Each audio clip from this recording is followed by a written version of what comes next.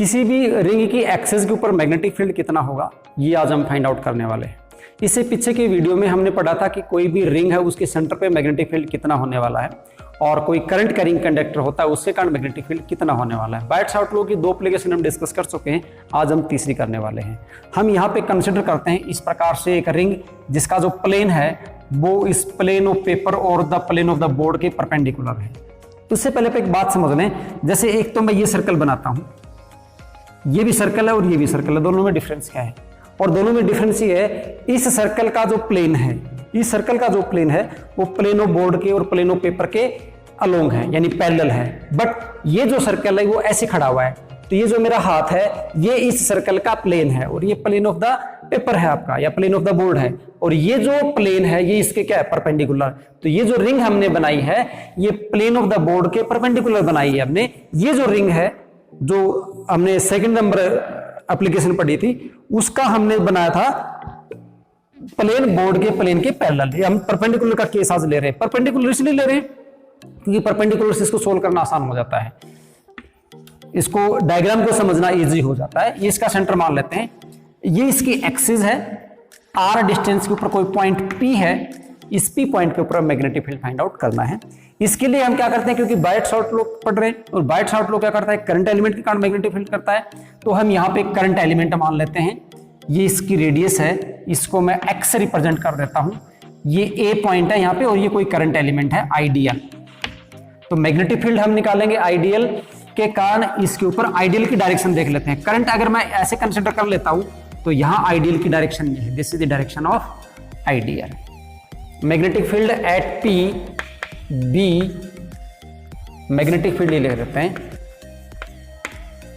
Magnetic field at point P due to current element at A के ऊपर जो current element है इस ए के ऊपर, उसी कारण मैग्नेटिक फील्ड कितना होने वाला है, तो वो हो जाएगा dB is equal to Biot Savart law से mu naught ideal sine theta divide by 4 pi distance का स्क्वायर। डिस्टेंस यहां से लेकर यहां तक ये डिस्टेंस हो जाएगी, तो ये डिस्टेंस आपके पास आने वाली है R square plus X square, उसका स्क्वायर करेंगे तो हो जाएगा R square plus X square, क्योंकि हमारे पास ये क्या root of R square plus X square है ना, तो ये हो गया R square plus X square. अब हम यहां से देखते हैं ये जो आइडियल है इसके बीच में और ये जो आर है इसके बीच में ये एंगल है, ये 90 डिग्री है। अब आप समझोगे कि ये 90 डिग्री कैसे, वो इसलिए ये रिंग है इस प्रकार से, इसको आप रिंग मान लो, ऐसे ये रिंग है, ये ऐसे रखी हुई है। करंट एलिमेंट यहां से इस पॉइंट के ऊपर देखोगे तो यहां से टेंजेंट होगी इस डायरेक्शन में, यानी करंट एलिमेंट की जो यहां से टेंजेंट है वो ऐसे है और हमारा जो आर है वो ऐसे, ये एक्चुअली इस प्रकार से है, ऐसे है, ऐसे है। ये करंट एलिमेंट जो आपको इधर दिखाई दिया है डायरेक्शन, वो current element direction along this finger है, और ये जो पेन है वो किसका है, R square plus X square है। तो ये एंगल यहाँ पे कितना बना, 90 डिग्री है। थीटा की वैल्यू हमारे पास यहाँ पे कितना है, theta is equal to, theta कितना है 90 डिग्री, तो ये वैल्यू हमारे पास आ जाएगी mu naught ideal divide by 4 pi into R square plus X square. अब क्योंकि मैग्नेटिक फील्ड जो होता है वो वेक्टर होता है, हमें इसकी डायरेक्शन भी देखनी पड़ेगी। डायरेक्शन देखिए कैसे देखेंगे, आपको पता है जो डायरेक्शन होती है मैग्नेटिक फील्ड की वो राइट हैंड थंब रूल से देता है, क्योंकि क्रॉस प्रोडक्ट है और कोई भी क्रॉस प्रोडक्ट हो उसकी direction right hand thumb rule से दी जाती है। तो थंब रिप्रेजेंट करता है, यहाँ पे इसका वेक्टर बनाते हैं तो डीएल क्रॉस आर आता है, यानी आइडियल में dl cross R square plus X square आएगा। इसका इन दोनों का जो क्रॉस प्रोडक्ट की डायरेक्शन होगी वही रहने वाली है। अब यहां से हमने अभी भी देखा कि जब इसको ऐसे मानना तो ये फिंगर, ये जो डायरेक्शन है ये इस ऐसे थी, ये ऐसे है, ठीक है, तो ये डायग्राम पे फिट करते हैं तो ऐसे फिट होता है। अब ये डीएल है, ये आर है, डीएल क्रॉस आर निकालूंगा तो इस प्रकार से रोटेशन जाएगा। देखो डीएल क्रॉस आर निकालोगे तो डीएल से आर की तरफ जाओगे तो थंब इसके परपेंडिकुलर आएगा, यानी ये जो पेन है ये और ये जो फिंगर जिस भी प्लेन में है उसके परपेंडिकुलर इसकी डायरेक्शन रहने वाली है, तो इसके परपेंडिकुलर हो जाएगा ये हो गया डीबी। ये क्या हो गया, dB perpendicular to plane of dl and root of R square plus X square, ये इसकी क्या होगी, डायरेक्शन होगी। अब इसके डायमेट्रिकली अपोजिट यहां पे एक पॉइंट और मानते हैं, और डायमेट्रिकली अपोजिट पॉइंट के लिए मैग्नेटिक फील्ड निकालेंगे तो वो भी इतना ही निकलने वाला है, उतना ही मैग्नीट्यूड आएगा इसका dB dash for diametrically opposite point, dB dash आ जाएगा आपके पास mu naught ideal divide by 4 pi और root of R square plus X square का रूट का स्क्वायर करेंगे तो हो जाएगा R square plus X square. इसकी जो डायरेक्शन देखोगे वो डायरेक्शन आएगी इधर, ये डायरेक्शन क्या आएगी, dB डैश इधर आएगी। अब हम यहां से इस एंगल को थीटा मान लें, इस एंगल को क्या मान लें, थीटा, तो ये एंगल भी कितना होगा, थीटा, क्योंकि दोनों सेम डिस्टेंस के ऊपर हैं। यहां से ये थीटा है तो ये एंगल भी थीटा होगा, मैथमेटिकली आप प्रूव कर सकते हो इसको। इसके अगर हम कंपोनेंट्स बनाएं तो इसका एक कंपोनेंट इधर आता है, वो आ जाएगा dB डैश साइन थीटा, इधर आएगा dB डैश कोस थीटा। इसके कंपोनेंट्स बनाएंगे तो ये हो जाएगा इधर dB कोस थीटा और इधर आ जाएगा dB साइन थीटा। यहां से हम ये देख पा रहे हैं dB कोस थीटा अपोजिट, बिल्कुल एक दूसरे के अपोजिट है, मैग्नीट्यूड सेम है दोनों का, देखो dB का मैग्नीट्यूड सेम है, थीटा दोनों में सेम है। इसका मतलब हर डायमेट्रिकली अपोजिट पेयर के लिए इसका डायमेट्रिकली अपोजिट पॉइंट यहां रहेगा, इसका डायमेट्रिकली अपोजिट यहां रहेगा, इसका रहेगा यहां। कितने भी पॉइंट्स ले लो, सभी के डायमेट्रिकली अपोजिट पॉइंट्स हैं, उनके कोस कंपोनेंट कैंसिल हो जाएंगे और साइन कंपोनेंट ऐड हो जाएंगे। तो नेट फील्ड हमारे पास जो आने वाला है वो आएगा सिर्फ और सिर्फ किसके कारण, साइन कंपोनेंट के कारण। तो net B is due to sine component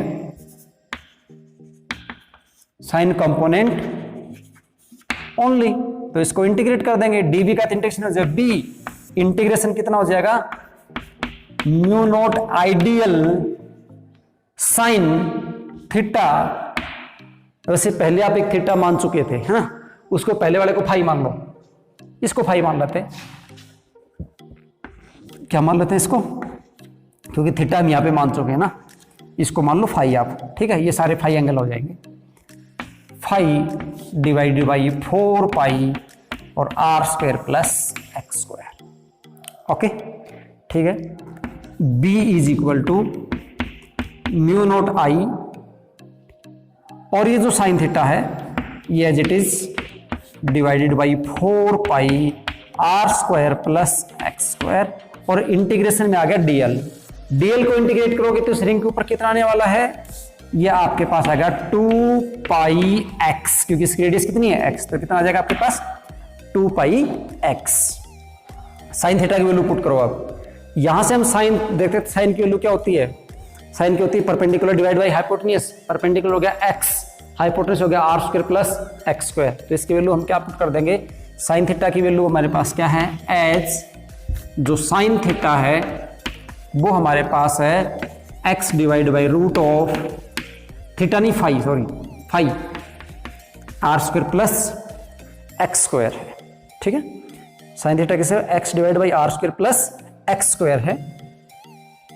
तो इसकी वैल्यू हम यहां पे पुट करेंगे तो हमारे पास रिजल्ट कितना आएगा, तो हमारे पास B का वैल्यू आएगा म्यू नॉट आई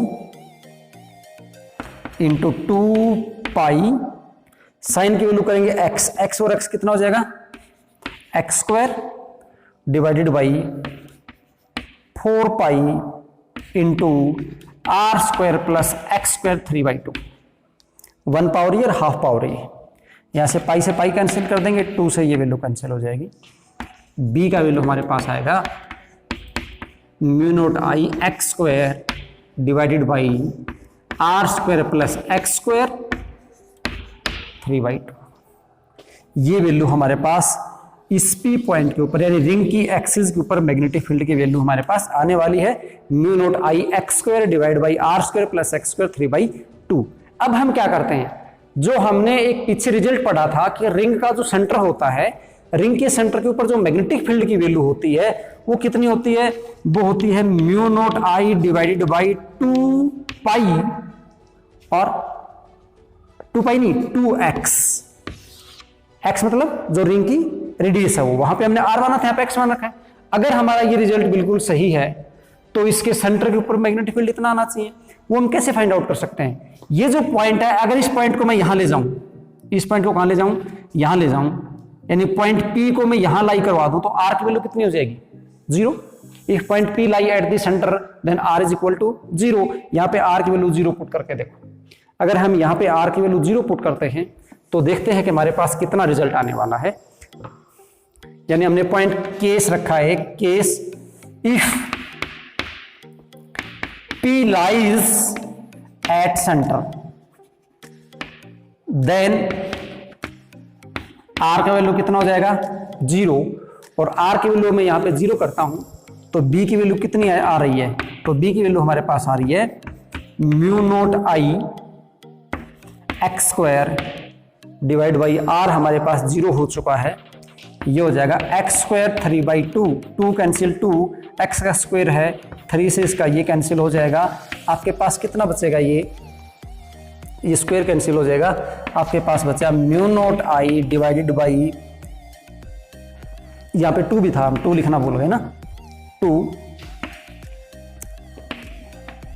2x आ गया रिजल्ट, मतलब बिल्कुल सही है। इसके ऊपर आपके पास कुछ प्रॉब्लम्स पूछी जाती है, उसके आपको मैं हिंट देके छोड़ देता हूं, आप अपने हिसाब से उसको सोल्व करना। क्या प्रॉब्लम पूछेगा देखिए। प्रॉब्लम इसके ऊपर 2 तरह से 2 प्रॉब्लम आपको बना रहा हूं, आप उसको निकाल के देखना। पहली प्रॉब्लम ऐसे पूछी जाएगी, इस प्रकार से एक रिंग रखी हुई है, एक रिंग ऐसी रखी हुई है, इनकी एक्सिस यहां मिलती है। तो ये जो एक्सिस का मीटिंग पॉइंट है, ये यहां पे आपको मैग्नेटिक फील्ड B बताना है कितना होने वाला है। ये आपके पास प्रॉब्लम नंबर 1 है, आप इसे सोल्व करके देखेंगे। नंबर 2 ये है, एक रिंग आपके पास यहां रखी हुई है, दूसरी रिंग यहां रखी हुई है, और दोनों में करंट की डायरेक्शन ये है, this is the direction of current. ये इनका कॉमन सेंटर, कॉमन पॉइंट है, सॉरी सेंटर नहीं है, कॉमन पॉइंट भी नहीं है, ये इनकी बिल्कुल एक्सिस है, एक्सिस का मिड पॉइंट है ये, this is the mid point. Current की डायरेक्शन दोनों में ये है, ठीक है। और यहां पे आपको B की वैल्यू बतानी है कितनी आएगी, निकाल लेंगे इसे। इसमें करंट ऐसे जा रहा है, ऐसे जा रहा है, तो इसके कारण तो मैग्नेटिक फील्ड इधर हो जाएगा। इसमें किधर जा रहा है? ये ऐसे रखी हुई है, तो करंट इसमें, ये रिंग ऐसी रखी हुई है और करंट इसके अंदर ऐसे जा रहा है, इसका किधर हो जाएगा? ऐसे। तो आप डायरेक्शन देख के, और प्लस होना है माइनस निकाल लेंगे। इसी का एक तीसरा केस आपके लिए ऐसे है, उसे आप सोल्व करेंगे।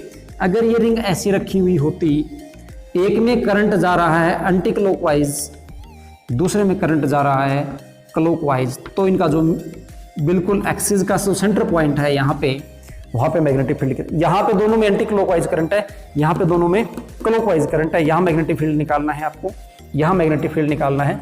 यहाँ दोनों में करंट मान लेते हैं किधर है? एंटी क्लॉकवाइज है। दोनों में करंट कैसे जा रहा है? Anti clockwise. रेडियस दोनों की सेम है, करंट का मैग्नीट्यूड भी सेम है। इस इधर भी रेडियस सेम है, करंट का मैग्नीट्यूड दोनों के केस में क्या है? सेम है। इधर भी रेडियस सेम और मैग्नीट्यूड सेम है। इसका आपको मैग्नेटिक फील्ड फाइंड आउट करना है।